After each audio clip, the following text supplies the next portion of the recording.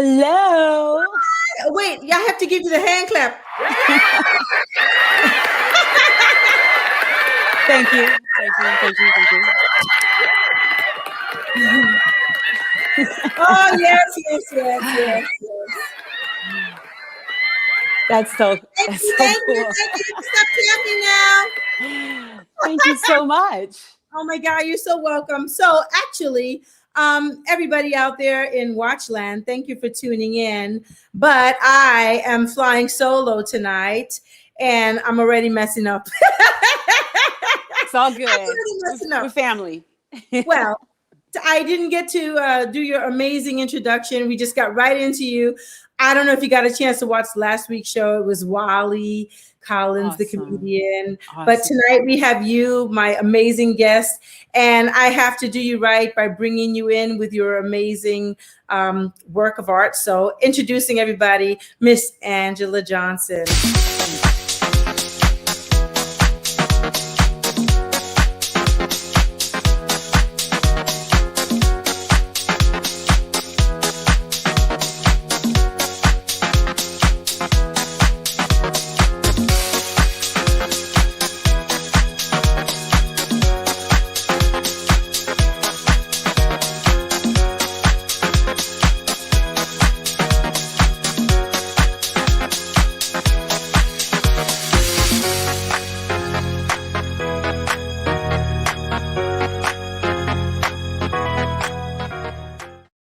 There you go. And now we clap again.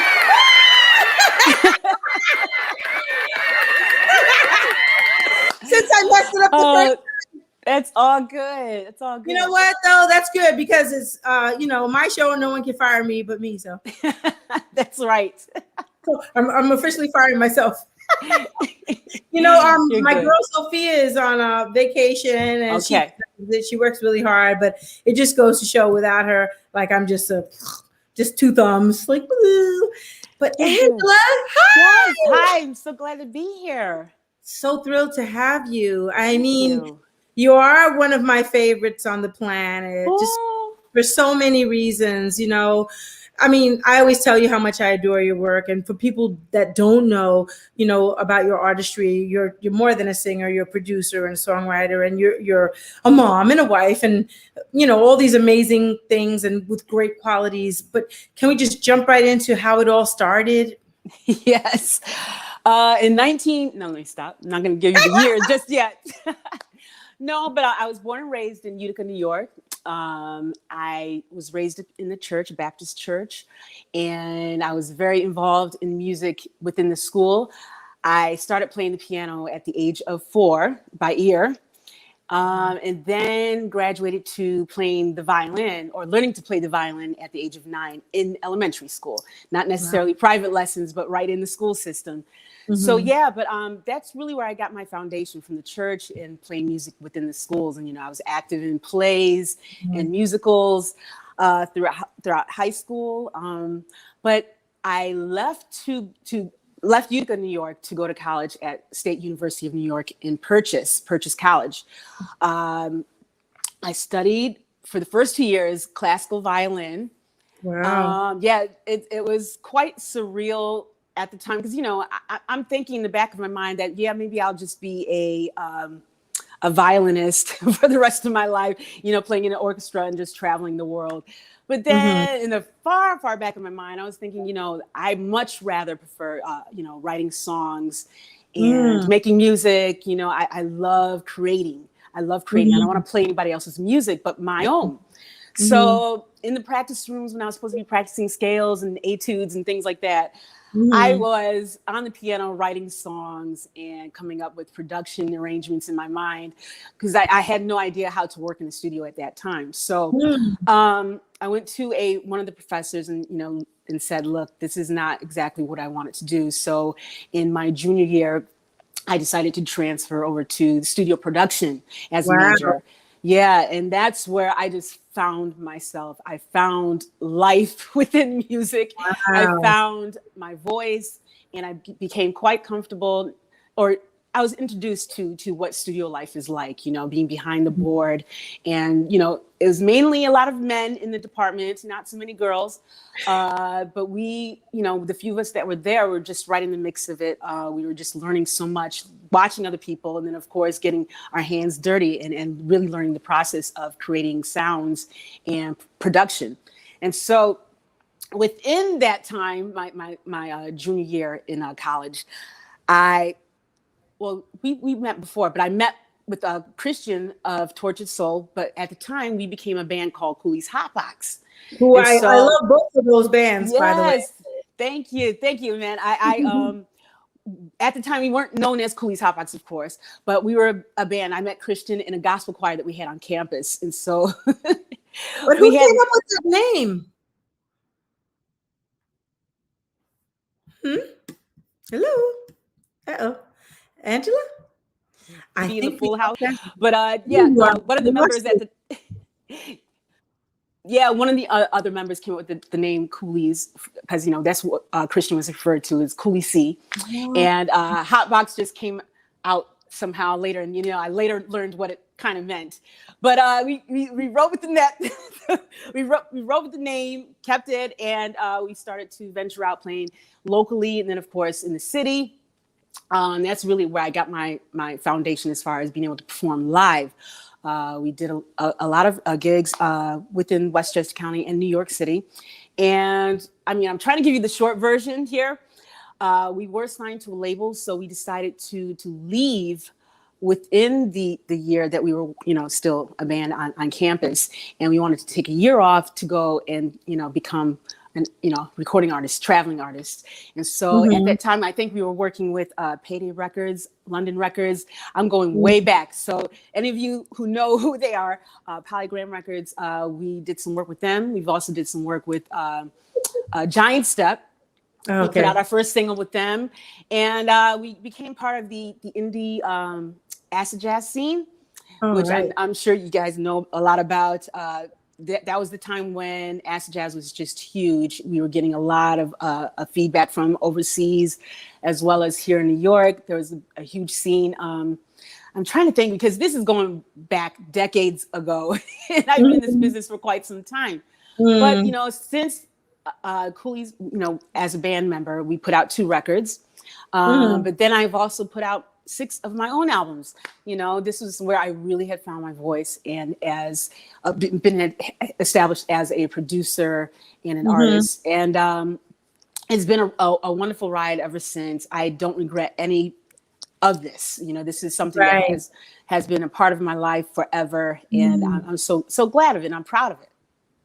Well, and you also you have a lot to say, and I think that as women and artists, our experiences, not to say that men don't have experiences, I don't mean that at all, but I feel like when sometimes when you're in a band situation, you can you're going along with everybody's ideas. It's going to be a little bit more, but when it's just your own idea and your own, kind of vision, it's really what's good. I think we lost Angela for a second, guys.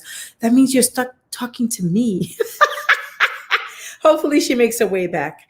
In any case, Angela and I try to say that 5 times fast. Angela, we're talking about just her productions, and I hope she makes her way back on here in a minute. But in the meantime, it's just me, guys. Does anybody have a question? Oh, she's back. Thank goodness. I don't know what happened. I don't know. That has never happened.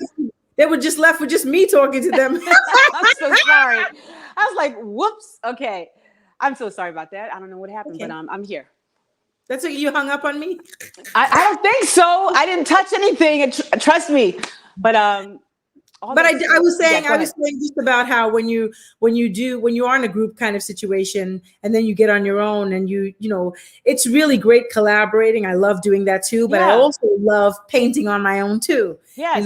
It's really nice and very interesting. And anybody who knows of your solo work and your work with Cooley's Hotbox can really hear how they are similar in some ways, because you're on it, but also the differences as well. Yeah, and if I could just delve into that a little bit, people can definitely hear the difference as far as the way that I approach vocals it was definitely different singing with Christian and singing his songs, things that he's written. And it was a different vibe. It was, our influences came from similar influences of my personal favorites, but, Earth, Wind and Fire, Rufus and Shaka, some Parliament. I mean, there was a lot of influences, but I did sing differently when singing with that band. So when you switch over to Angela Johnson production, I had different things to say, different ways to approach saying things. And my production, of course, was different. It was more down tempo. And, there was a lot of down tempo songs with Cooley's Hot Box, but it was just a different vibe. But with my own records, I was able to really find who Angela Johnson is without any other influences other than my own and what I've grown up all along with. Which, that's wonderful. But also, you're just an astute musician also. And so I'm sure that to some degree, too, some musicians feel a little bit intimidated around that. Just like, it's Angela, don't mess up. I don't think so, because as a female in this business, I still felt like I needed to find a place where I would feel comfortable in my own skin. Like, I was intimidated by all of the other musicians that were so experienced around me. And, they're looking to me for leadership. I didn't necessarily like that. That's the comfort that I found within Cooley's Hot Box. I was still, the front person, but I had Christian to really lean on because he really was the front person. The band was named after him, but I was able to be myself, but then again, step back and let everybody else shine. But with my own thing, I'm like, wow, it's all me and all eyes are on me. I can't make any mistakes, and people are going to see me for who I am. They're going to hear everything, every bad note or good note, and it was very nerve-wracking for me. So I think still to this very day, I get very nervous before I get on stage. I go through this whole, let me just stop right there because I'll embarrass myself. But I get very, very nervous before I go on stage, and I have to think about a lot. That's okay, though. It is. It's okay, but there are certain times where I make myself so sick before I go on. So that's something that nobody knows because I can really portray or act as if things are cool and everything's just going right, behind stage. But it's cool. After the first and second song, I'm into the groove, and people are having a good time. Then I'm good. I totally understand that because I've been doing it for a minute too, and I still get excited too. I just try to change the dialogue. I try to change the dialogue from "I'm so nervous" to "I'm so excited," or or the first thing that I do when I'm very uncomfortable is throw myself into the fire. So if I feel very uncomfortable, then probably the first thing I do is throw myself into the audience and start touching the people. And they're probably like, get off me, lady. But, but I find that like the minute I get in there and just start touching the people, it's just something happens and I just start feeling like, hey, these are my people. And then I just, I'm relaxing and just feeling very excited to be there. So that's usually calms my nerves when I just walk through the room. I just leave the stage and get in there and just start. That's a good idea. Yeah, and I find that calms me down. It's like, oh my God. And then I can see the fear in their eyes. They're more scared than I am. They're scared what I'm going to do to them. It's like, I'm not going to do anything to you, but I see them like, oh, is she coming down here? Oh God, she's walking towards me. It's just like, I'm coming. No, it's a great way to think of things like that, just so that you can just really become part of the audience. And that's really what I ultimately want to do, to be part of their experience, because they're a part of mine for sure. And it's a really good feeling when the whole room is just on this one wavelength, when we're all in the same energy. But I just saw someone that said they saw me the first time at Jazz Cafe in the UK. That. Yes. So is that Mike? Is that Mike? Soul Freedom? Is that Mike? Soul Freedom UK? Could that be Mike? I don't know. Is it Mike? I have many great memories at the Jazz Cafe, Cooley's, and with my own band. Yeah. I mean, I have great, and I just love the UK so very much. And all I have is all, yes, it's him. It is. Oh, me too. Oh, hi, Mike. Hi, Mike. Hi, Mike. How are you? Oh my goodness. Wow, I'd love to have you in on Awesome. this conversation. You know, we actually, I'm going to invite Mike on here because he, Excellent. he's so supportive of indie artists and what we all are Yes. doing. Long before many people were on the bandwagon, he was Yeah. believing in people like me, people like you, and he's so we can't do it without that support for sure. For Absolutely. sure. Absolutely. He said it's late there. And I know I thought it was. It's okay. You're young, Michael. Stay up. Write in your questions and Angela will answer. Absolutely. But we were before we came on, we were talking about, you and I, just basically about the industry and knowing your worth as an artist and things like that, and doing right by yourself too. It's okay to protect yourself and to speak up for yourself and things like that. And sometimes I know artists are afraid to do that because they don't want to be out of the gig or thought of as like, oh, BITC, you know what? Yes. Yes. Especially Yes. being a female too, that if you stand up and you assert yourself, then right away you're difficult to work with, and so forth. So It's really, it's effed up that people think that way. And that was something that I definitely had to work through. I still feel like I'm working through that, because when I'm hearing something and it doesn't sound right, I still have to second guess myself, thinking that, am I wrong? Am I hearing this wrong? Are my feelings right about what I'm thinking and what I'm hearing? Because I think as women, we definitely have to show or put out more as far as our talents and our gifts, and really show and expose all of these things, just to make sure that we look in a way that they can respect us for what kind of artists we are, or just as a musician or as a singer, that we've earned the place that we're in at the moment or right now. I just feel that sometimes in this business, I feel like I have to overspeak. I have to, speak over everyone. I have to make sure that they know that I'm confident, even if I don't feel that way. But they can't see that. They can't see any of my weaknesses. And especially in rehearsals, when we're working things out, and I travel a lot, and I'm using different bands from different places, and so they're listening to the music or learning it, on the spot, or listening to everything on the record. And I have to remember everything that I recorded. And then there are different things that I do live, and then I have to explain it to them.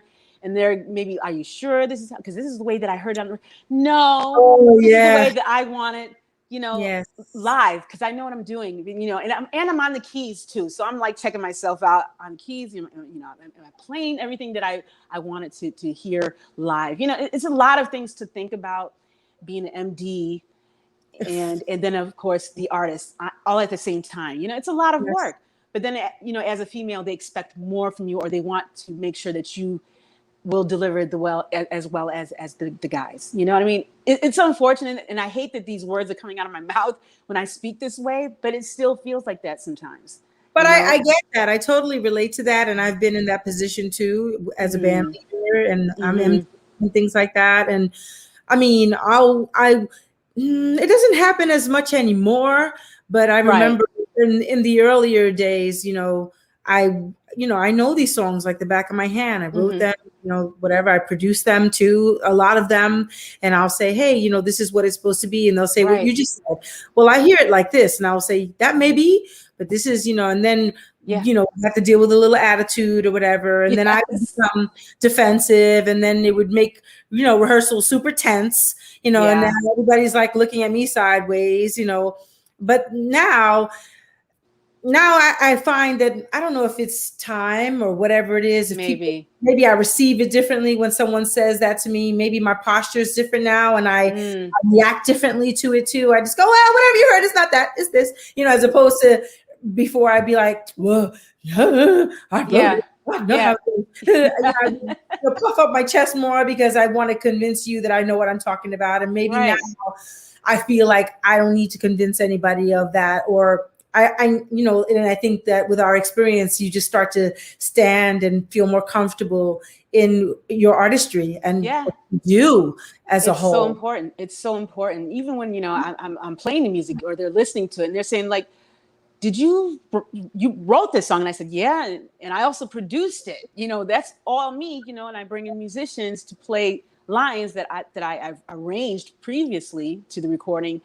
And, they're always giving the reaction like, wow, okay, like it shouldn't be that way, but it is, it is. Or But, they test you and to ask you what your equipment is that you use. Oh, yeah. You didn't really do it. Yeah. So Totally. They're like running down lists of equipment and, like, are you on Logic or are you, yeah, dude. I produced it, and this is what kind of mic I used, and this is the board that I worked on, and then I brought it to the engineer, and I have arranged the horns and the strings. But it's a lot of work. But I just feel that I have to go in there with confidence, and I can't let them see that I feel any intimidation whatsoever. Because they will take advantage of that. Not everybody. Most of my experiences have been good, but for the most part, I also had, that barrier that was made between myself and my management, and dealing with others. Like, they have also kept me from having to deal with so much of that, which is such a good thing. My husband is my manager, my co-manager, and and I have good people surrounding me so that they can buffer any of that ridiculous stuff that I would naturally have to deal with as a woman.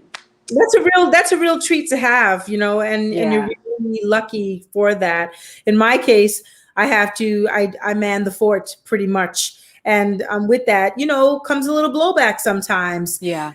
I've been in positions too that I've been booked to do gigs overseas. And when I get there, it's supposed to be one thing, and things that are in the contract are not right. Yes, been there. I have to puff my chest up at you, and we have to deal with this before I can step onto the stage. And now you're threatening me that you'll never work with me again, and because I'm fighting for, my rights. And it's kind of, I did lose some sleep over things like this in the past, especially because things are on the paper and we have a contract, and I could see that I valued that more than you did, because now here I am, and I flew all this way here.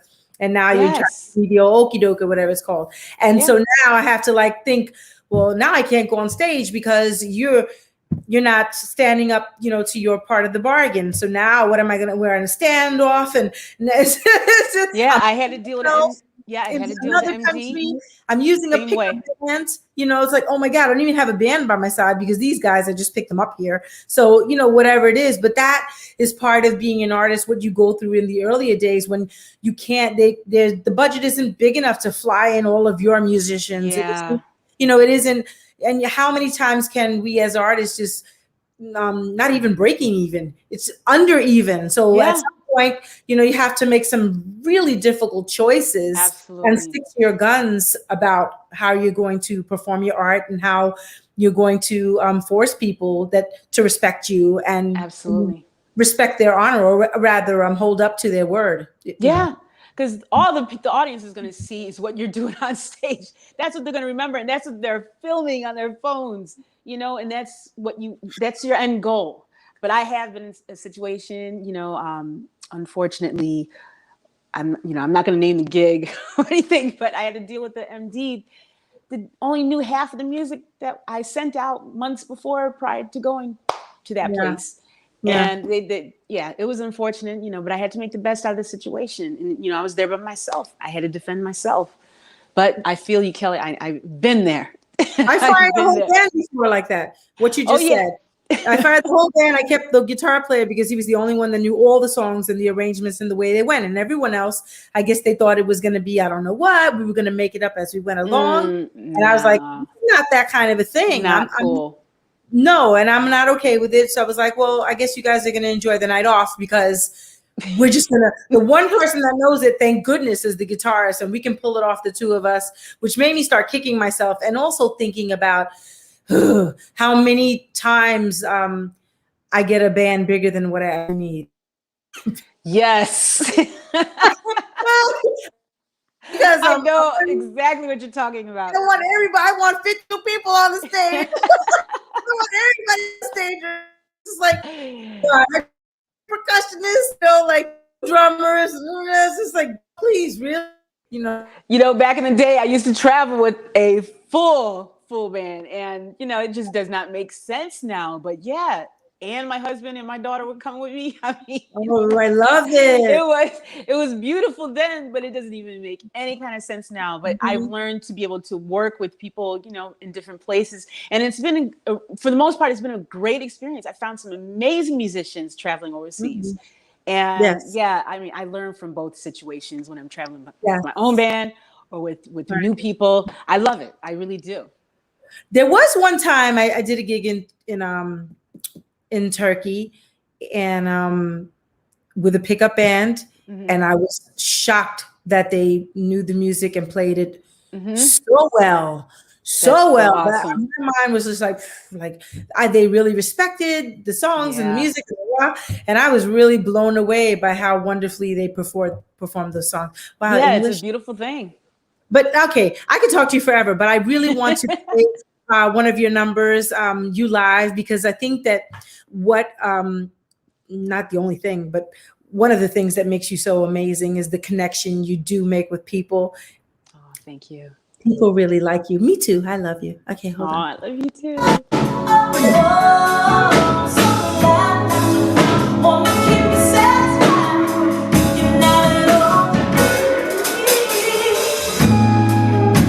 Now, baby, there's nothing in this world that I won't do for you. I only want to make you smile.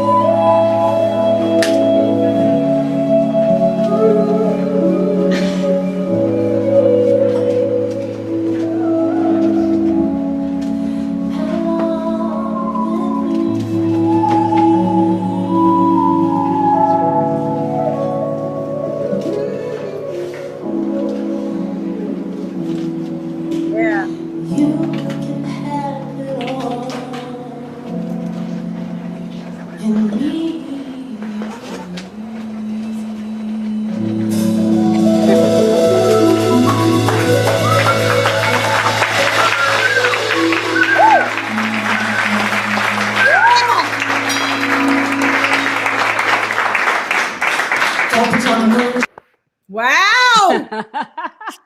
So I just gotta tell the people out there that are watching us right now, I totally screwed that video up. I was supposed to start from the beginning, but because I don't know any better, it started in the middle.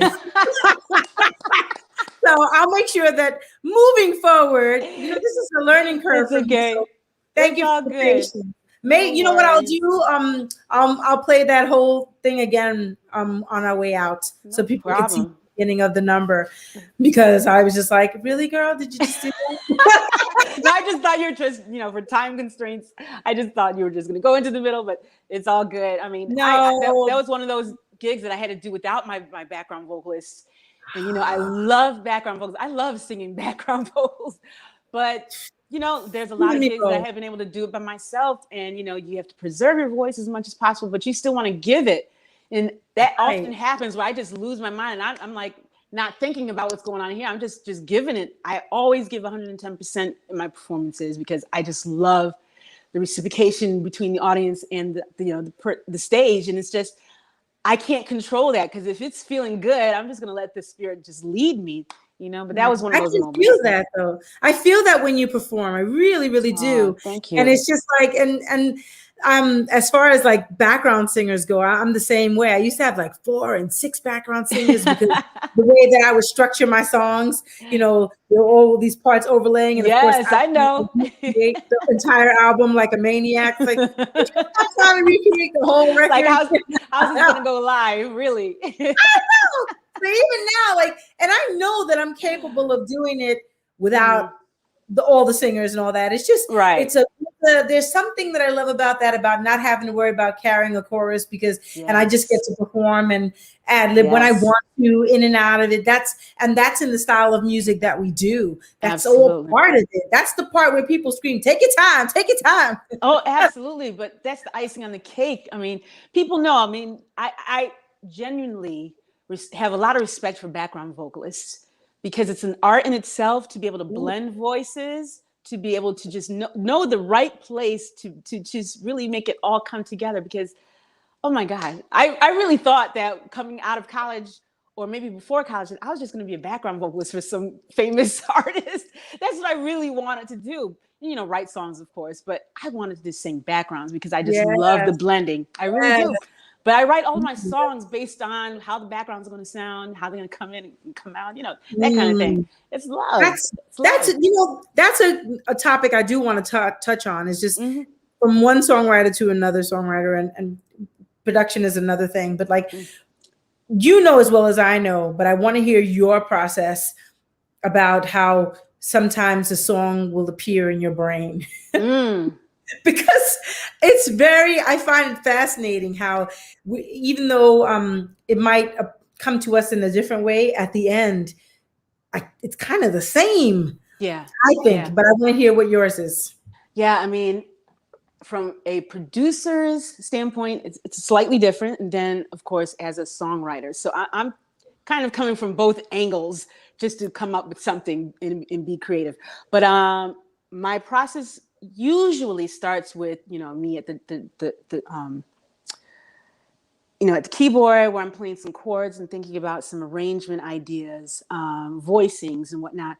But then on other days, it really depends on the day, the hour, the moment. I like to program drums first and come up with a really solid beat, as well as a bass line. I love bass. I grew up in church playing, because we didn't have a drummer in our church, because our pastor wasn't feeling that. It was too loud for him. So what we had to do, we didn't have a band, but we had the organ, we had a pipe organ, and then we had the piano. That's all that he would allow in the church. So when I played for choirs, I played for a couple of choirs, the children's choir and the intermediate choir, which is teenagers. And then sometimes for the men's choir, which my father directed, but I would always play the bass line in my left hand.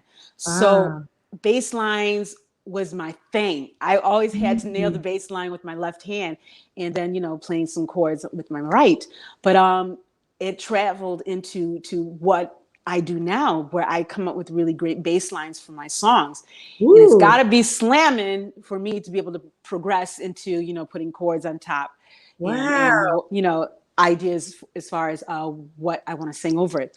But a good beat and a bass line is what I do develop first. And that's the producer side of me. Yes.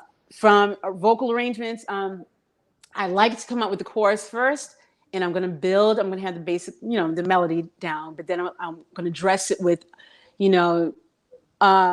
harmonies and whatnot, and, just ideas. But I really start to lace all of the background vocals at the very end.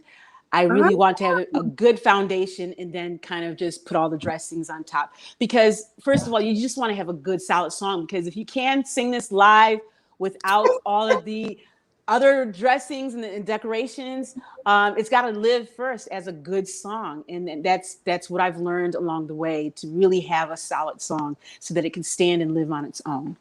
But everything, yeah, all the bells and whistles can come later, but you got to be able to sing that acoustically by yourself. And, it's really Wow. important. It's really important for that. If you can sing without all of the dressings, then it's a good song. Then I'm happy with that. I love that. I love that. That's very interesting. And my process is very different in that I don't know where it's coming from at any given time. So at any given time, it could be, most of my best thoughts are when I'm just waking up or half asleep. Nice. I start hearing some melodies in my brain, and I'm hearing these melodies, and then I just lean over to my phone and sing it as quietly as I can. That's great. I've had moments like that, not often, but I would forget because I'm probably dreaming these things in my head and not waking up in time enough to put it in my phone or something. But I really do try. If I do get a thought, I'll definitely have my phone and just record something, just an idea. But it's also different. With us, when we work with producers, especially DJs and producers in the house world, I'm just inspired by the production. I feel like the song has to speak to me, or the production has to speak to me, and it kind of speaks words. I don't know if you get this, but I'll have a whole line already thought out, like not knowing what the subject is going to be about, but just the whole line that something feels good because this note sounds like this word. You know what I mean? So I kind of just ride. I just ride along with it, and that's probably when I do my best work. I don't want to have to force it. That's really important, because if I do, then it's probably not going to end up being a good song. But I have to do rewrites. But I obsess over it. Like I'm doing all this writing now, and but if I just go back a little bit, like my song, like say "Good Love," a song like "Good Love" that I wrote or whatever, it's so weird because I write in chunks. I write and record it in chunks.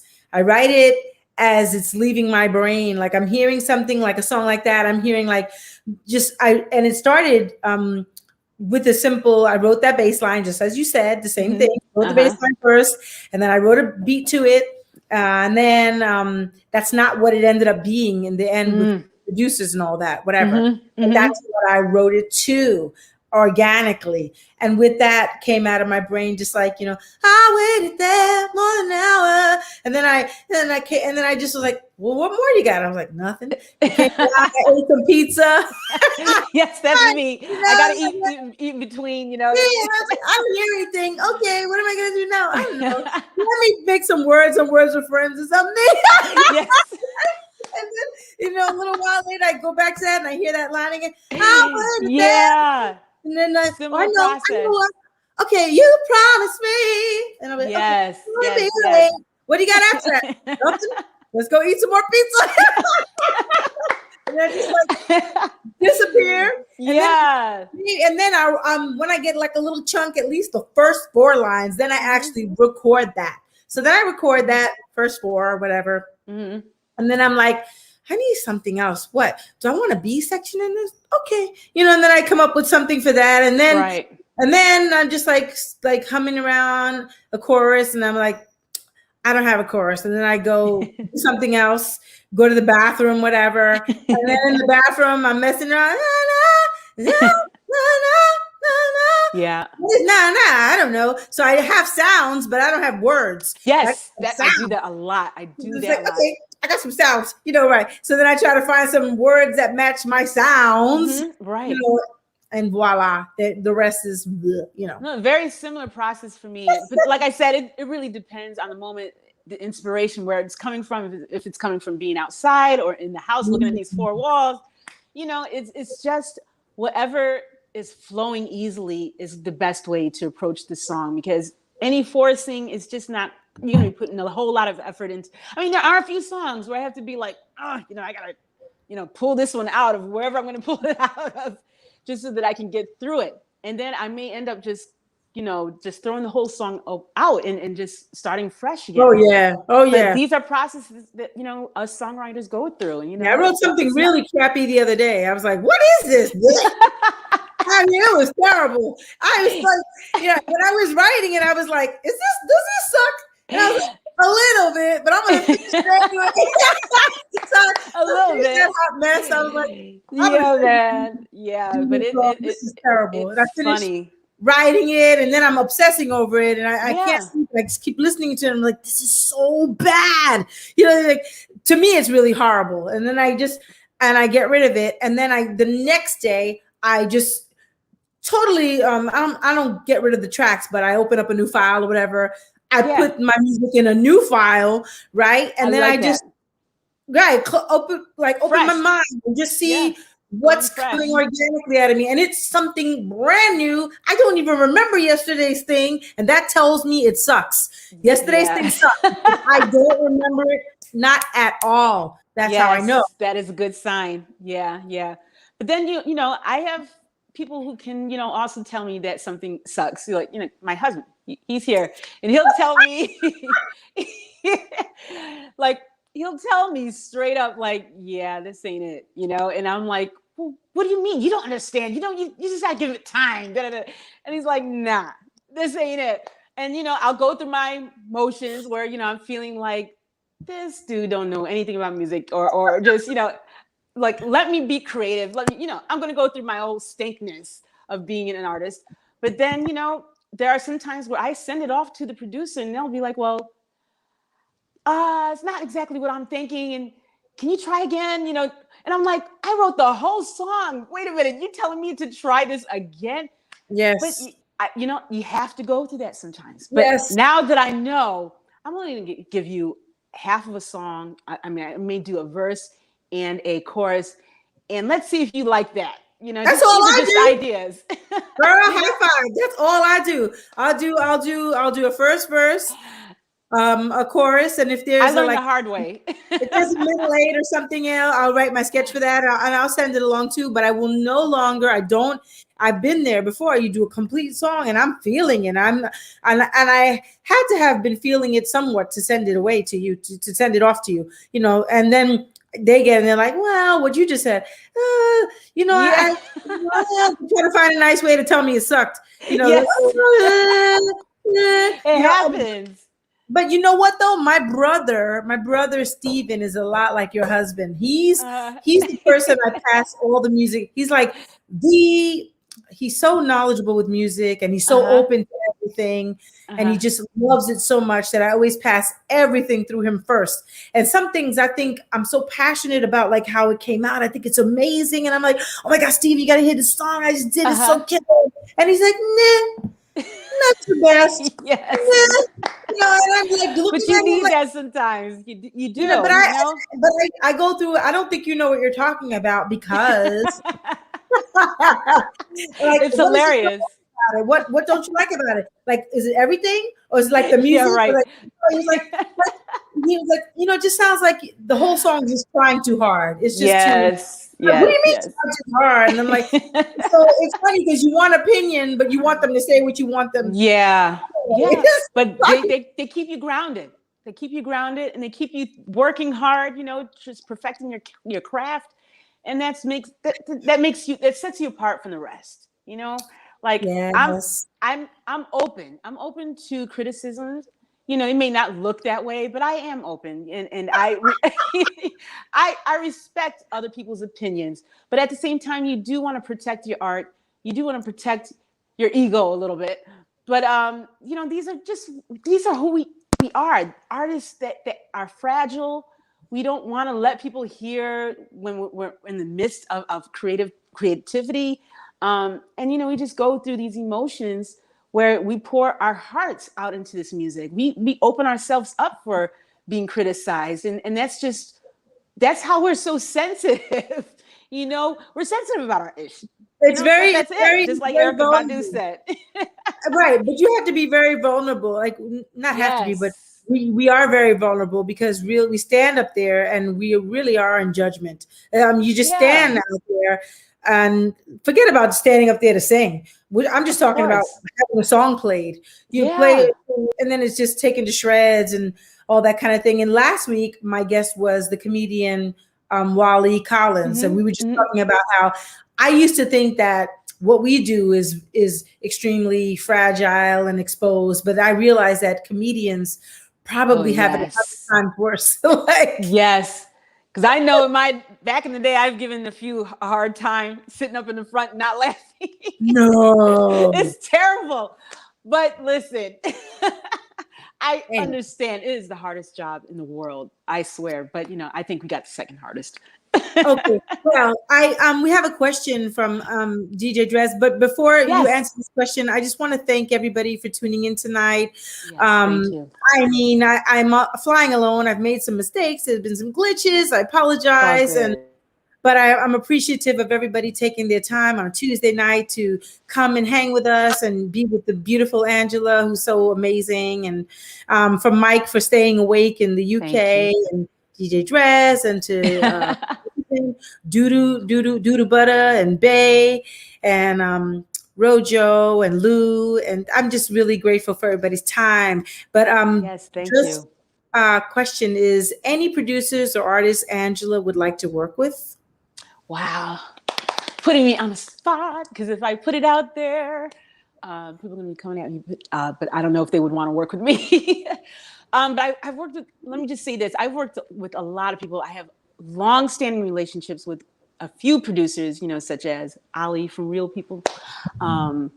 Let's see, I want to say, Dave. Well, we knew him as Joey Negro, but back in the day. But I've worked with Mickey Moore and Andy T. These are people that I've continuously been working with, and I'm so honored to be doing a lot of collaborations with them.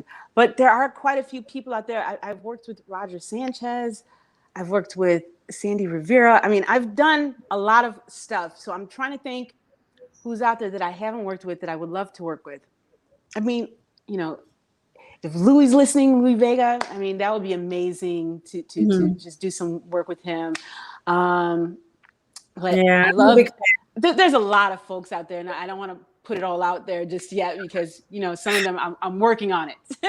Okay, well. But a lot of music is coming out too. Some people that you haven't heard me work with, I've got a few things in the irons, irons in the fires, if I should say that. Okay. But a lot of music is coming out later on this year. Okay. Well, here's a tough question for you. He says you and Louis would make magic. I agree. I would hope so. Yes, yeah. Yeah, he's amazing. Years ago, I had done a song and he got a hold of it and he loved it enough to just take it and like remix it. And what he did to the song was just like, oh my gosh, like he made like a very okay song. He could hear beyond that and turned it into something really phenomenal. Yeah, he's got that touch. And I really respect his work, and I hope that in the future we could do something together too one day on the planet. But what I want to ask you, this question is the question I ask myself all the time. What artists in the world out there that if they called you and said, hey, Ange, you have to drop everything you're doing. I need you to come on this world tour with me right now. What artist that's alive would you do that for? That's alive. Oh my gosh. I mean, oh God, there's so many though. I mean, Stevie Wonder, hello. If I could do background vocals, that would be amazing. But Shaka Khan, I mean, oh my God, Patti LaBelle, Gladys Knight. I mean, I'm naming all classics, but in oh my gosh, I want to say the Gorillas because they've done some amazing stuff out there. My daughter is a huge fan of the Gorillas. I don't know if you're familiar. They're great. I love them too. And I love that they bring artists from back in the day and work and put them in front of the new generation where they're able to blend the current from the past, and it's amazing. If they call today, I drop everything and say, let's go. Because Kevin Everett did it. And I would see myself in that position, doing some stuff with them. That'd be amazing. Yeah, that would be so amazing. Cool. If it were me and it were like, if it were a background type of situation, I would drop everything to do Phil Collins. Yes. I would drop the baby for that. I'd be like, bye. No, I'm kidding. And I would also probably, and the other one would probably be the Dave Matthews Band. I'd probably yeah. like, what do you need me to do? What bag do you need me to carry? Amazing. You need me to carry luggage while you guys? That's it. I can't hold it. I'll be your road dog. I'll be your roadie. Right. Like if it were like in terms of like a lead type situation, who could call me that I would do that? I think I might have to say Anderson .Paak or somebody. Or Kendrick Lamar, because I'm a huge like rap music fan. There you go. And I love rap music, so I'm really, people don't know this, but I love to rap. So it's just like, oh my God. Well, like, you want to spit a few bars right now? Oh my God. When I wake up, I recognize you looking at me for the pay cut. Don't get me started. Okay. See, now I can produce some hip hop too. Folks don't know about that, but I did a little bit too. I would love to get back into that too. So wait, maybe it's because I'm from the South Bronx. We're putting something out there right now. Oh, Kelly and Angie doing a hip hop record. Wait a minute. That would be so dope. Girl, anyway, I could keep talking to you forever and ever and ever. But I want to play your next song, and I want to make sure that I play it from the very beginning. Hello, don't mess this up. Yeah, Kelly. Okay. To Love Again, and I hope I don't mess it. Okay, power to the thumb. I can do this. I'm back from it. Have you been to that place before? No, that's good. Because then you are not human.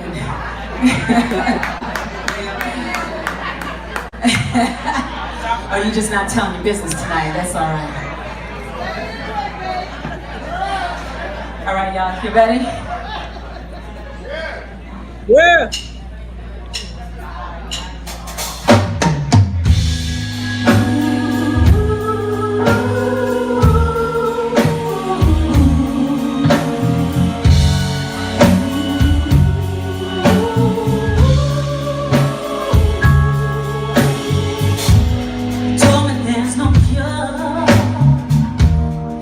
Done all they could.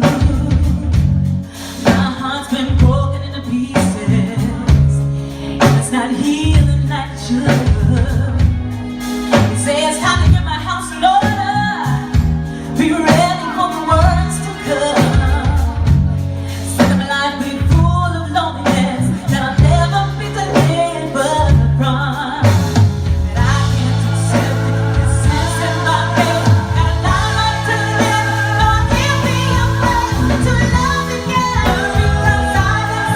To be loved again.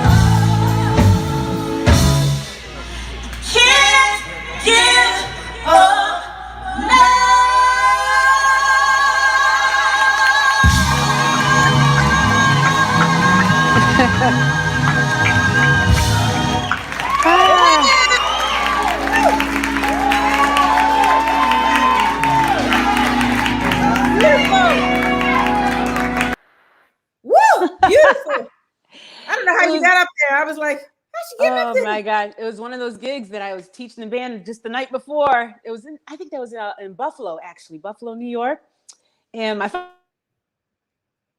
Oh no, don't say we lost her again. No, come back. one of those scenes where I was teaching the songs the night before. Yeah. Oh, am I here? Can you hear me? Yeah, something happened. I guess we're getting a little glitchy. Oh no. A little glitchy. Okay. But that was fun. That was really cool. But that was a pickup band that I used. So, they did their thing. See? They did amazing. And you sounded amazing. I mean, thank you, sis. The other thing is what I know as a vocalist, as a coach, all that stuff is how difficult it is to sit and sing like that. Like, oh my gosh. It's you train yourself to do that. And most often I have to get up from the seat because first of all, I'm sweating in all the clothes that I'm wearing, but I have to get up and dance because I love to dance. Yes. Everybody who knows me, I will stay up on my feet all night in heels, flats, whatever.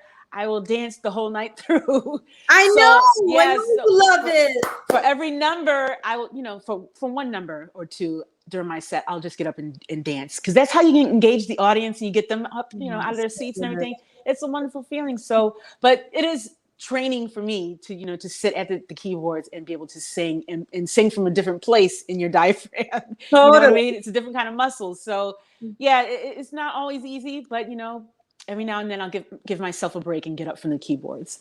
Yeah, I remember I did that Zoom dance party and you came. Yes, I remember that during the quarantine started and you did. You and I both. We were like the only two. I know.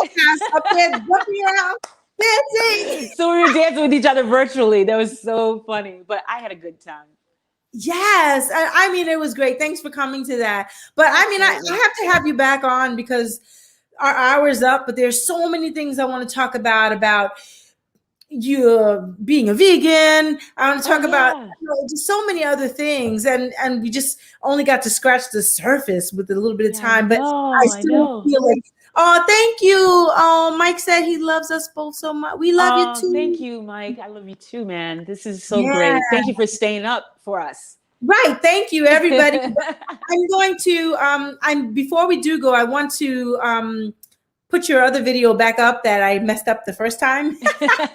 We'll let that play us out. But I want to thank you so much for being such an inspirational, thank you likewise. Artist to me and to so many people and bringing so much joy to all of us with your great music. And I just love what you're doing, all of it. Thank you so much. You're welcome. I'm a longtime fan, and I'm, not for friends. Thank goodness. I'm very happy that we're, sister friends and all that kind of thing. Yes. And you introduced me to real people and all that. And I'm so grateful for that too. And adding your voice to my Believe in a Brighter Day. You had already cut those first. Hey, such a great production. Yes. Oh, what's up, Jeff? How you doing? Long time no see. Love you too, man. Yeah. So, I mean, all of that. So thank you for everything that you've done and continue to do. Thank you so much. Everyone, this is Angela Johnson, and I'm going to try not to screw it up. And I'm going to play that first video that I messed up, but in its entirety. And I want to thank you all for taking time out of your Tuesday nights. And this is the 10th episode. I can't even believe it. Ooh, and for 10 that we've had on. All this, we've had some beautiful, beautiful guests in the past 9 weeks and now 10 weeks, and it's been amazing. And we're going to take a little break. And I want to tell everybody we're going to be back July the 13th with the incredible jazz bassist Christian de Mesones. Nice. So don't miss that, July 13th. Until then, everybody have a beautiful 4th of July and everything you do. Be careful out there. You creators keep creating. And if you never created, I think you should start to create something. Creating feels so good. So whatever it is, paint something, write something, cook something, knit something, whatever, do something. And creativity just like fills your soul in a way that other things, may not necessarily. So anyway, let me find her video and let me try to play it. Oh boy, here we go. That was To Love Again, right? The one that you just played, yet was To Oh, Love it was Again. The All other in Me. song That's is what I'm saying All now. in Okay. Me. All in Me. All right, everybody. I'll leave you with All in Me by Angela Johnson. Enjoy. Bye, Angela. Oh, we can watch it. Let's watch it.